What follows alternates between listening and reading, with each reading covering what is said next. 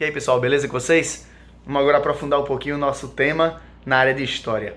Quando eu falo de tema de amor, principalmente colocando ele nas questões em meio a crises e a conflitos, mano, só me vem uma imagem na cabeça, pelo menos a primeira delas. É a imagem que foi capturada no final da Segunda Guerra Mundial. 1945, Estados Unidos, Times Square. Você tem um fotógrafo lá, o nome do cara era Alfred Eisenstadt. E esse fotógrafo, ele conseguiu estar na hora certa, no lugar certo, para conseguir capturar uma imagem que ficou eternizada na história. Que foi quando um marujo, ao receber ali na Times Square a notícia de que a Segunda Guerra Mundial tinha acabado, ele pega uma menina que está assim do seu lado e tasca um beijo nela. E aí o fotógrafo tira a foto daquele momento ali e aí fica registrado. Mano, é curioso demais porque muitas pessoas tiveram zilhões de interpretações em relação a essa foto, né? O pessoal olhou assim, olha que casal apaixonado, veja, isso aqui é o amor, né, brotando depois de um período terrível que foi a Segunda Guerra Mundial. Mas quando a gente vai olhar os fatos por trás dessa foto, a gente vai vendo que a conversa não era bem assim. Se liga, esse casal, ele nem se conhecia, né? Nem ela nem ele se conheciam, ela era uma estranha para ele. E eles se beijaram por uma situação assim de afã, de felicidade, receberam uma boa notícia. Ela não era nem enfermeira, ela estava vestida de branco, o pessoal ficou ao longo de muito tempo pensando, o marujo beijando a enfermeira, aquele casal de namorados, mas eles não eram nem namorados, e ela também não era nem enfermeira, ela era ajudante, assistente de dentista, né? Então a gente vai começando a pensar assim, que esse movimento, né, desse casal não foi exatamente um movimento de amor.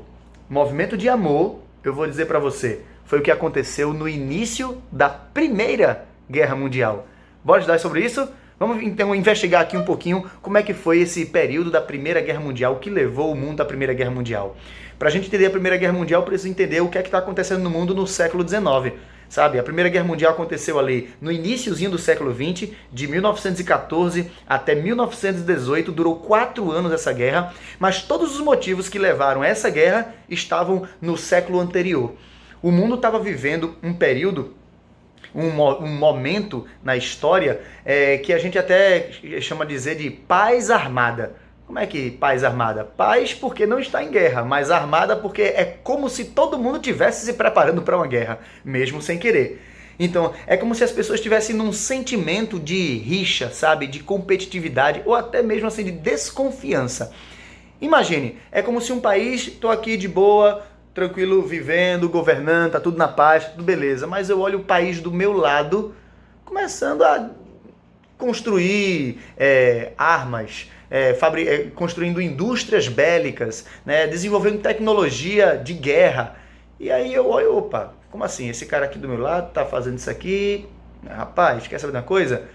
Como eu não sei as intenções dele, é melhor me prevenir, porque vai que, né? Resultado, um país começa a ver o outro se preparando, ele se prepara também, e ele fica assim, olha, eu tô aqui, eu não quero nada, eu tô preparando, por que tá com essa arma aí? Não, eu tô com a arma aqui porque eu quero desenvolver tecnologia. O pessoal, tá, tecnologia, eu sei, né? Mas resultado, ele também, então vou desenvolver tecnologia aqui também, viu? Se liga aí, aí desenvolve a tecnologia melhor, sabe? Aí o outro, rapaz, fez aí. Então esse sentimento era o sentimento dos países na segunda metade do século XIX, né? Junto com esse sentimento todinho, aí você tem uma série de fatores que vão acontecendo justamente nesse final do século XIX, que vão potencializando, vão aumentando mais ainda esse sentimento de rixa. Era, por exemplo, quando acontecia alguma situação que envolvia o colonialismo, sabe? O colonialismo foi um momento em que os países da Europa se acharam no direito de ir para outros lugares do mundo e colonizar ali, mesmo já tendo gente. Ou pior, até já tendo um outro país da própria Europa já entrando lá, mas um outro país que ficou atrasado, ele arruma um jeitinho para tirar esse cara que chegou primeiro e, não, agora quem manda aqui sou eu. Foi o que aconteceu, por exemplo, com a Alemanha no Marrocos. A Alemanha tinha chegado primeiro no Marrocos, né, para colonizar, mas aí a França achou assim, cara, eu acho que na verdade quem devia colonizar o Marrocos deveria ser eu. Aí a França, como era meio amiga da Inglaterra nessa época, pede apoio à Inglaterra, a Inglaterra apoia a França, fazem um acordo lá, a Inglaterra reconhecendo que a França tinha direito de colonizar o Marrocos, em troca a França reconhece que a Inglaterra também pode colonizar o Egito, ou seja, as duas se juntam e aí pronto, aí chega a França lá no Marrocos e diz assim, ó, quem manda aqui sou eu. Aí os alemães, oxe, como assim? Mas nós chegamos primeiro. Aí a França, eu sei que vocês chegaram primeiro, beleza, mas nós temos reconhecimento internacional, que é muito mais importante do que chegar primeiro, então vaza. Resultado, começou a se criar, sabe, essa situação de rixa, de competitividade, sabe, de crises diplomáticas entre os países. Não só foi a questão marroquina, mas, por exemplo, você tinha até blocos de países que defendiam projetos políticos diferentes. Você tinha um bloco que defendia, por exemplo, o pan-germanismo, que a ideia era, vamos unificar todos os povos, etnias, tribos, sei lá, países, povoados, comunidades de origem germânica num só império. Do outro lado, você tinha um outro projeto liderado por um outro grupo de países, que era o pan-eslavismo. Então a ideia era, vamos fazer o seguinte, vamos agora promover a independência de todos os povos, no caso, a independência ou a emancipação de todos os povoados, os povos, as comunidades de origem eslava. Sabe, parece duas coisas diferentes, né? Problema. Lá na região conhecida na geografia da Europa como a região dos Balcãs, naquela região ali, da bacia balcânica, você tinha todos os povoados ali, os povos, curiosamente, com as pessoas com as duas origens. Você tinha gente vivendo no mesmo bloco, ali na mesma localidade, tanto gente de origem eslava quanto gente de origem germânica. Por exemplo, a Sérvia. A Sérvia você tinha gente que era de origem eslava e de origem germânica. E agora? Eles iriam querer emancipar ou se agregar ao Império Germânico? O que é que eles iriam fazer? Então a Sérvia, por exemplo, ficava ali sem saber para onde ir. Então eles ficavam pensando assim, vamos comprar a ideia que oferecer mais, tá certo? Quando eu digo assim, oferecer mais benefícios. E aí começou a criar essa disputa, sabe?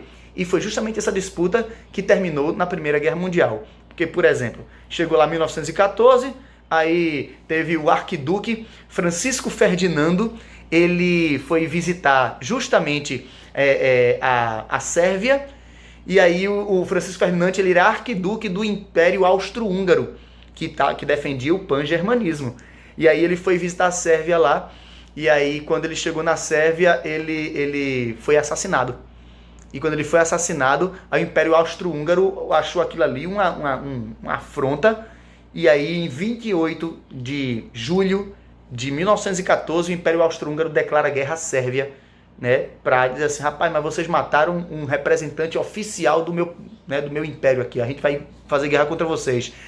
Problema, a Sérvia, que estava naquela dúvida, agora toma um lado porque ela é pequena demais, não tem condições de lutar contra o Império Austro-Húngaro. Aí pede ajuda à Rússia, que defendia o pan-eslavismo. Aí a Rússia diz, beleza? Aí no dia seguinte, no dia 29 de julho, aí a Rússia diz, então eu declaro guerra ao Império Austro-Húngaro e à Alemanha, que é companheira do Império Austro-Húngaro. Aí a Alemanha, então vou declarar guerra à Rússia e também à França, que é sua amiga também, porque eu já tô com raiva da França também. A França tinha raiva da Alemanha também. Aí a Alemanha disse, beleza, aí no dia 4 de agosto, a Bélgica e a França declararam guerra à Alemanha, quer dizer, a Alemanha declarou guerra à Bélgica e à França também. Aí quando chegou no dia 5 de agosto, aí a Inglaterra, que estava de fora, mas rapaz, eu preciso tomar partido, como o partido da Inglaterra junto com a França, declara também guerra à Alemanha. Mano, você tá entendendo o que eu tô falando? Envolveu o mundo todo nesse negócio. Envolveu o mundo todo.